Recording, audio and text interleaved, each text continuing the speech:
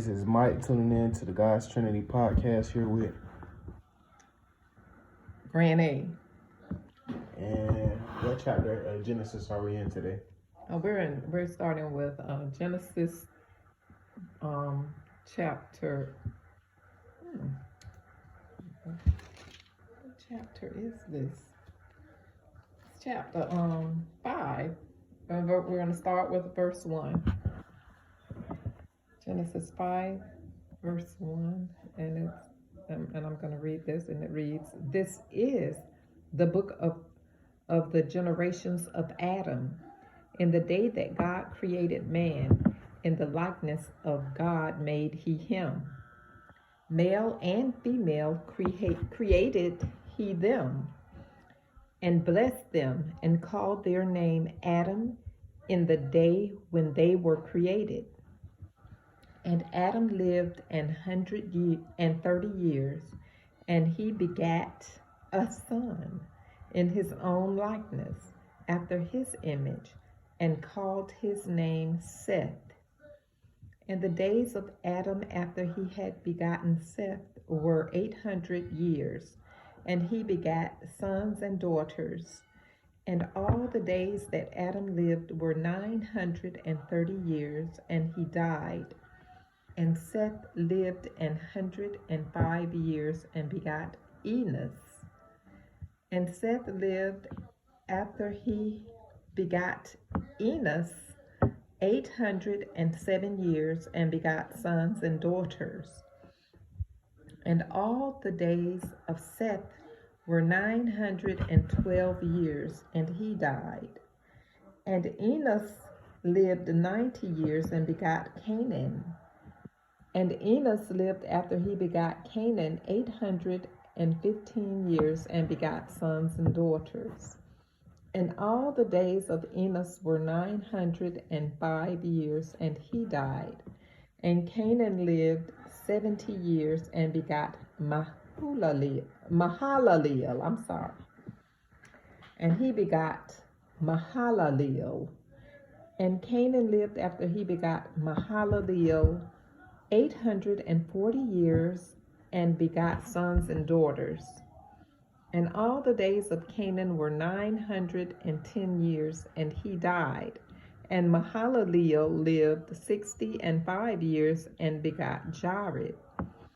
And Mahalaleel lived after he begot Jared 830 years, and begot sons and daughters.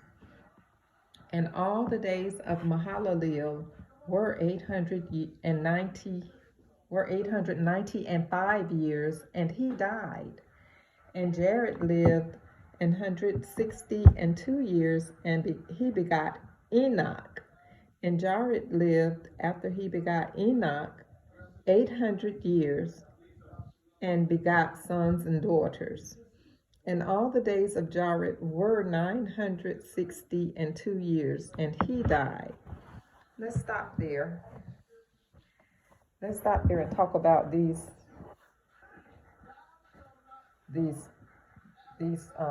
sons that were after. You notice that after so many years, they had one person they named here, but they have seemed like a ton of kids. Yeah. But they don't mention those others. Why is that? I'm not sure. I think maybe that certain kid they wanted to put a highlight on, and then talk about who they had begot.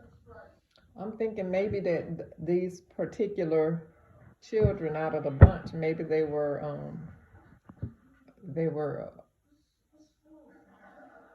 servants of God. You think? Yeah, most likely that's probably what made them noteworthy. Yeah, that's what I'm thinking. That they, but you notice how they had so many years, and then they had children, and then it was like some time passed before they begot other sons and daughters. Yeah. Like hundreds of years, like 800 years. I'm like, that's a long time, right? Yeah. Wow. And then you have to wonder if if there were children born between them that period even, but because they weren't followers, weren't servants of God, they weren't mentioned. Yeah, that's most likely what happened. But anyway, that's all I wanted to talk on that now. I left off with Oh, I got a question. Why do you think they're telling us this? what they're telling us. They're going down the line.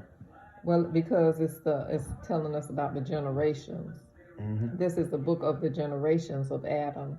So it's telling you Adam's son, and then his grandson, and then his great grandson, and then his great great grandson, and so on and so forth. Yeah. So Yeah, that was the only question I had. We can keep on reading. Okay. Well, I left off with verse 21 in chapter 5. And Enoch lived 65 years and begot Methuselah.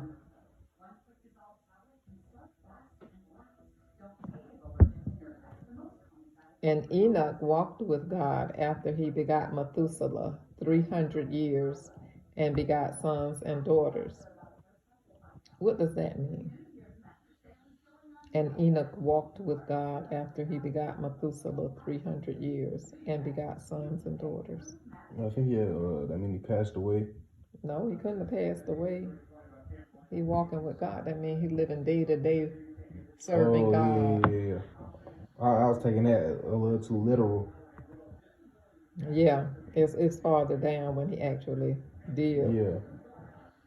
Because you can't be walking and Enoch walked with God after he begot Methuselah 300 years and begot sons and daughters. He couldn't be dead and doing that. Yeah. But anyway, and all the days of Enoch were 365 years, and Enoch walked with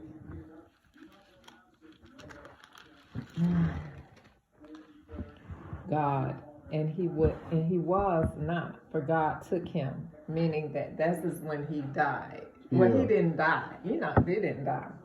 He actually, and Enoch walked with God,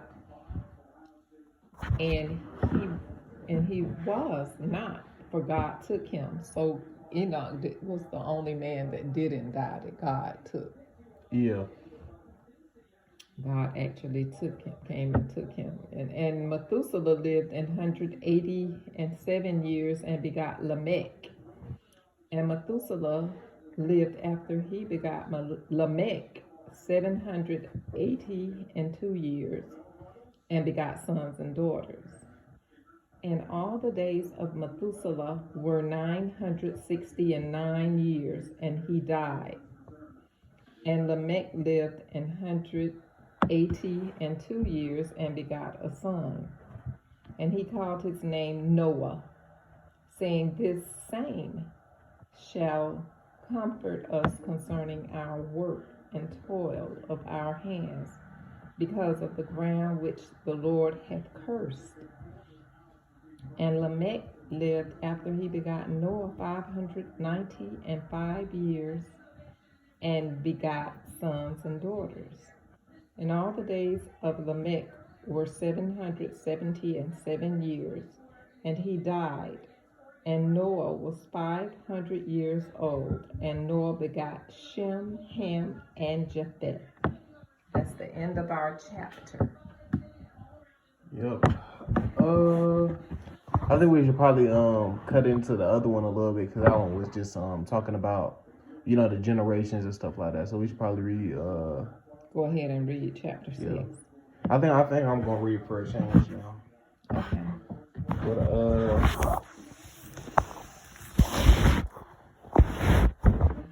where we at right now? This one. Oh, it stopped right there. So start reading here. You start here. All right. Stop there. Stop here.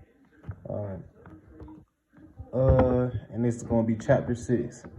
And it came to pass, when men began to multiply on the face of the earth, and daughters were born unto them, that the sons of God saw the daughters of men that they were fair, and they took them wives of all which they chose.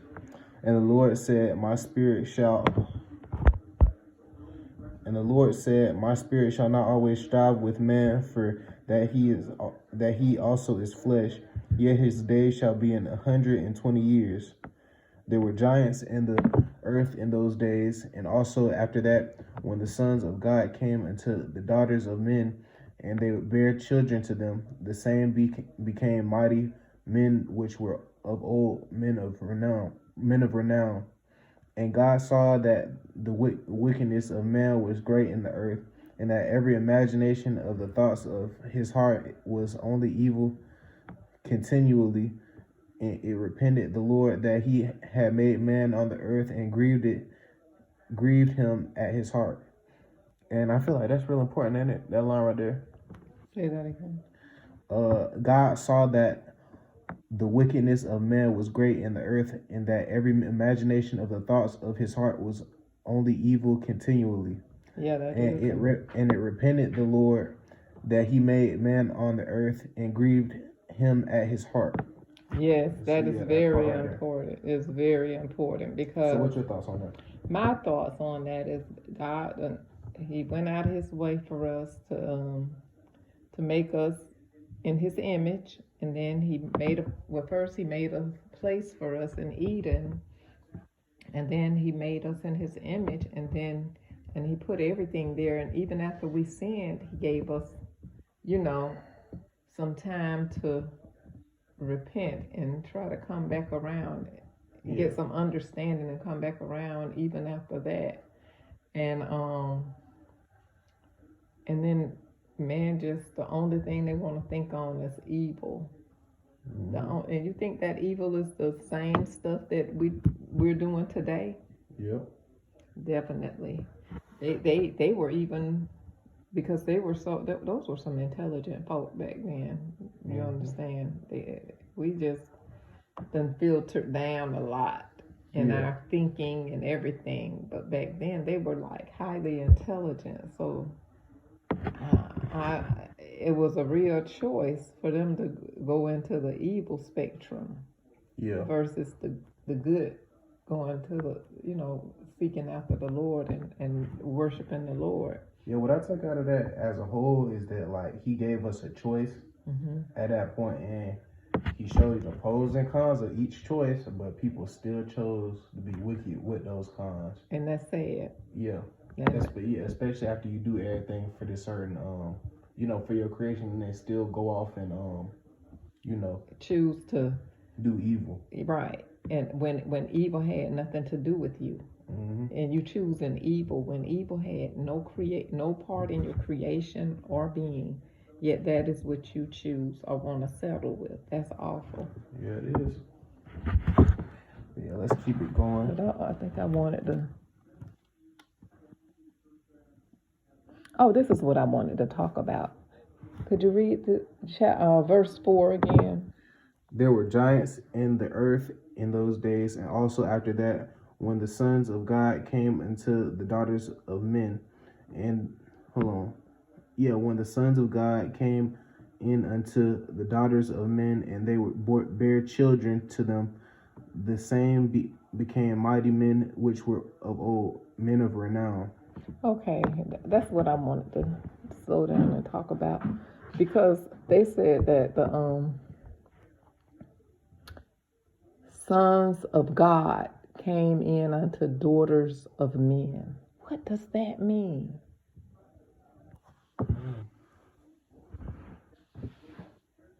Daughters of men. It said sons of God came in unto the daughters of men. That means, were those men from heaven? Were those angels, and then they came in unto the daughters of men, or is it men of God? Yeah, that's what I was Sons thinking. of God, were those like those who Lamech, walked, the ones walked with God and decided to mingle with the sinners, offspring and stuff like that. Yeah, I see what you're saying. So you're saying.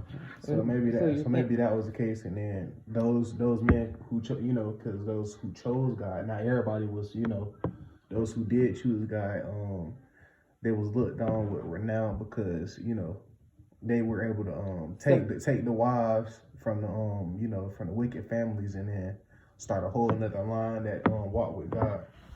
Okay, so you're saying that the people like Lamech and his sons would choose the men of the daughters of men. Yeah. Okay, and then they would bring them in and teach them about God, and they would all serve God. Yeah, that's what I'm thinking. Okay. We weren't there, so we're not sure, so that we can only speculate. Yeah. Okay, go ahead and pick up where you left off. And it repented the Lord that he had made man on earth and grieved him at his heart. And the Lord said, I will destroy man whom I created from the face of the earth, both man and beast, and the creeping thing, and the fowls of the air, for it repenteth me that I have made them. But Noah found grace in the eyes of the Lord. These are the generations of Noah. Noah was just a man and perfect in his generations, and Noah walked with God. And Noah begat 3 sons, Shem, Ham, and Japheth. That's it, right? Mm-hmm. The earth also was corrupt before God, and the earth was filled with violence. And God looked upon the earth, and behold, it was corrupt, for all the flesh had corrupted his way upon the earth. And God said unto Noah, the end of all flesh is come before me, for the earth is filled with violence through them. And behold, I will destroy them with the earth. Make thee an ark of gopher wood, gopher wood rooms shalt thou make in the ark, and shalt pitch it within and without the pitch, and without with pitch. And this is the fashion which thou shalt make it of. The length of the ark shall be 300 cubits, and the breadth of it 50 cubits, and the height of it 30 cubits. A window shalt thou make to the ark, and in a cubit shalt thou finish it above. And the door of the ark shalt thou set in the side thereof with lower, second, and third stories shalt thou make it. And behold, even I do bring a flood of waters upon the earth to destroy all flesh, wherein is the breath of life from under heaven, and everything that is in the earth shall die. But with thee I shall establish my covenant, and thou shalt come into the ark, thou and thy sons and thy wife, and thy sons' wives with thee. And of every living thing of all flesh, 2 of every sort shalt thou bring into the ark to keep them alive with thee. They shall be male and female, of fowls after their kind, and of cattle after their kind, of every creeping thing of the earth after its kind. 2 of every sort shall come unto thee to keep them alive. And take thou unto thee of all food that is eaten, and thou shalt gather it to thee, and it shall be for food for thee and for them. Thus Noah, according to all God commanded him, so did he. So yeah, well we brought on 18 minutes. So yeah, and that basically God, he was just planning on wiping everybody, like everything out, because he found out that the flesh was choosing sin on the earth, so he was just gonna wipe everything out. And before he made the unanimous decision to do so, he had looked upon Noah. That was one of the people who actually walked with him. Mm-hmm. And he said, I'm gonna save you, and you can take 2 of every species and bring them on this ark, and everything can start right, because Adam and Eve, they started off, they had everything, but they still chose to sin. Yeah. But he felt if he started people off, because it never said Adam and Eve specifically started walking with God after, but it said some people of the lineage did. Mm-hmm. So he thought I'm gonna start the world off with Noah, since he's walking with me, and then therefore, like, as an extension, like he'll like I said earlier, just teach his offspring to walk with God and teach them about him. Well, so I think that Adam and Eve did serve God because they always knew God. I don't think they stopped serving him after after they sinned, I think what happened was that, now I might be wrong, this is my speculation again. I think that what happened was that they taught their son Seth about God, because he was one who walked with God. Yeah. And he was um, spoken of. And then people, like you say, they either chose to serve God, or they chose not to, or they started serving him and then stepped away, just like we do today. We'll serve him, and then for whatever reason we'll drift off into the world, and then we'll come back, however that works out, depending on the individual. But in the case, I think that I'm speculating that they a lot of them just started out, their parents teaching them about the Lord, and then they either married off into some other family that didn't serve God, and then they just adopted their ways. Yeah, and then the same thing, and then it got so to that, so many years passed till they just then forgot how, what they used to, how they used to serve the Lord, and just kept living that lifestyle, and then things got worse and worse and worse, because when you don't serve God, then you don't got no rules. You just do anything. Just doing anything, and then all of them just out there, just being a mess, serving other gods, and same thing that's going on today. Killing and stealing, worshiping and idols, and all that extra stuff. Exactly, and I think that that's, and when God seeing how extreme all this, his creation had gotten from a perfect state to such to the farthest spectrum from good, he just got angry. Yeah, it's time to get him out of here. He just got angry to no return, but he did find favor in Noah, and saw that Noah. Yeah. He was one of the last people. Noah did still serve him, and his wife served him, and he trained his sons to serve him. So, out of all them people on earth, they were over there in their little bubble doing their thing, and they was living how they were supposed to. So right. But I'm glad that it ain't got to the point in like our world today where it's just one family that's praising God. So so that's something that I'm thankful for. People still. Yeah. I'm just thankful for the grace of God that even though we're not perfect, but we're trying to do our best to serve God, and trying to evolve daily, to become closer and closer to God, because that's what our purpose is, to serve God. That's why He created us. So that's what our goal should be, So what do you think about people who say they don't believe in God, or they don't believe in? I feel like they just a product of a family that just never, just the same as inside the book. People stopped worshiping. People got off and started doing their own thing, and then teach their children. And their children just ended up being lost in all that extra stuff that be going on. Yeah, so we have to pray. That's why the power of prayer is so prevalent. That's why we need to pray always for others, because God will put us in a position where we can get some understanding. Yep.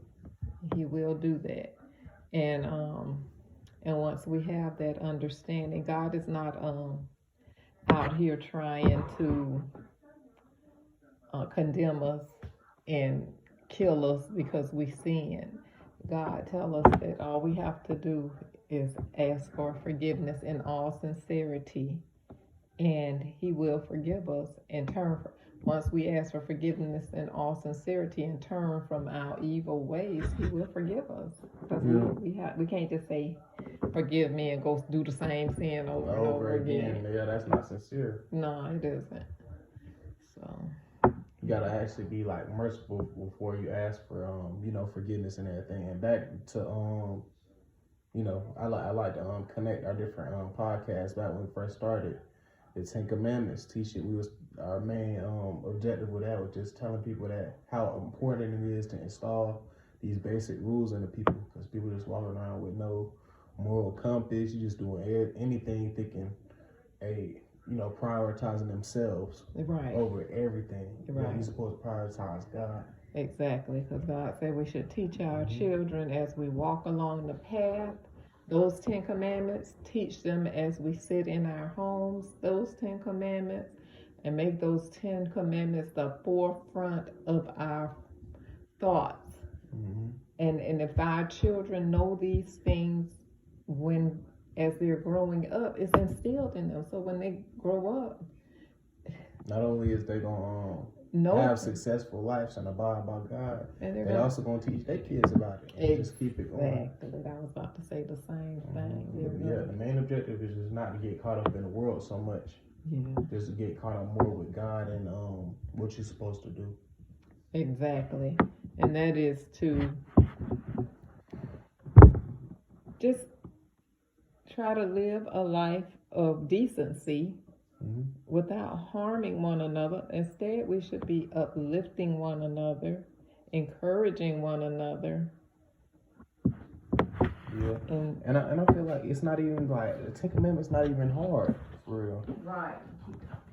But yeah, the 10 Commandments ain't even really hard for real. You literally just got a specific amount of rules that's at the extremes when it comes to just not killing, not stealing, none of that. Like all that stuff is stuff you can avoid just by minding your own business and getting inside your own groove. So what you feel about that? Because like I said, I feel about that. Following the 10 Commandments is real easy. It's like it's only like how do I say it? Like I can't find the word, but like when it comes to high risk things like killing and stealing and stuff like that, that's not stuff that people do on an everyday basis. Right. Like that's like. That's out of the norm. Yeah, that's really out of the norm. For some reason, gonna be doing that. Right. So for some reason, there's a lot of things in life today that cause people to go off normal thinking path. Yeah. So that's why it's important to stay in the Word.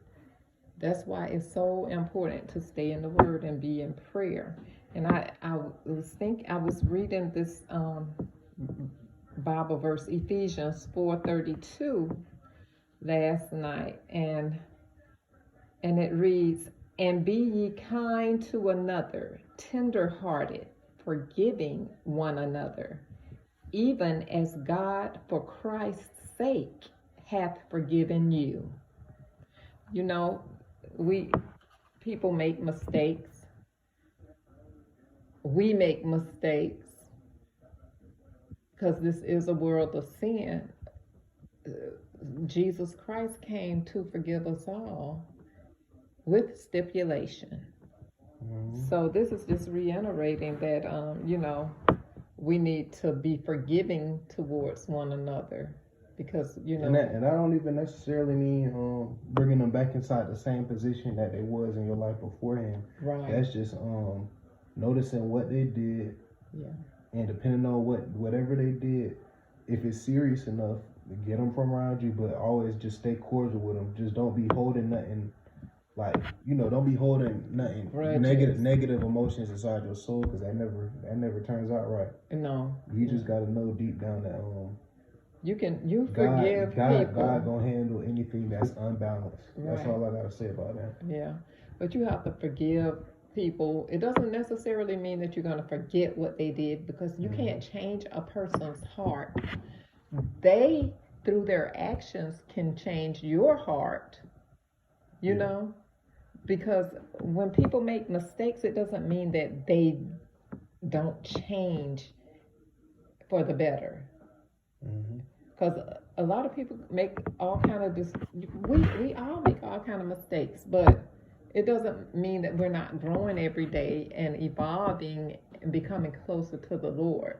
So you see how a person has made a mistake, they did something, they've wronged you, but if that person is continually showing you that they're a better person, then yeah, they can be redeemed.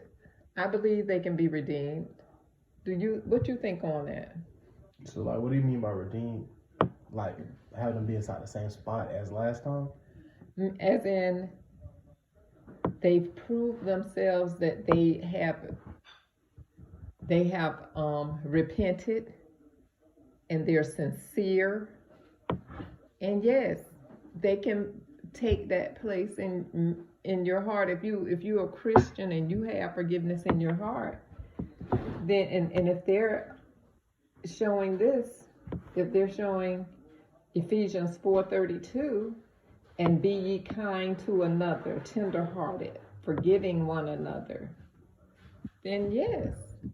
Yeah, I feel like if I actually like see a change, like I see a change, I'm not gonna forgive you overnight. As soon as you say that, you like, No. I'm talking about like it's gonna have to be like probably like a year or two. No, you can't give it a year. I don't. Well, If that's how nobody you can change big time in like a couple of weeks. That's impossible. Exactly. Nah. Exactly. But what I'm saying is that's why I said over time. I can't put a stipulation on the time. Yeah. But I can look at a person's actions and how they're actually living from the one way to the new way. You can see that. You know what I'm saying? Yeah. Now anybody can put on for a couple of weeks. Yeah. That's why I say it's over time. You know, time could be a year, it could be 2 years, it could be 6 months, it could be 3 months. It just depends, on the sincerity of the person. And what they did, because Yeah. I'm thinking about in the extremes. Yeah. Well. So like, yeah, that's all I had to say about that. Yeah. And it's about 31 minutes, so we're gonna have to end the podcast here. Make sure y'all like, comment, and subscribe for more, and just comment some topics that you would like us to go over and talk about, which we will be doing, and expect live streams in the next couple of months. And it's Mike signing out. And Granny.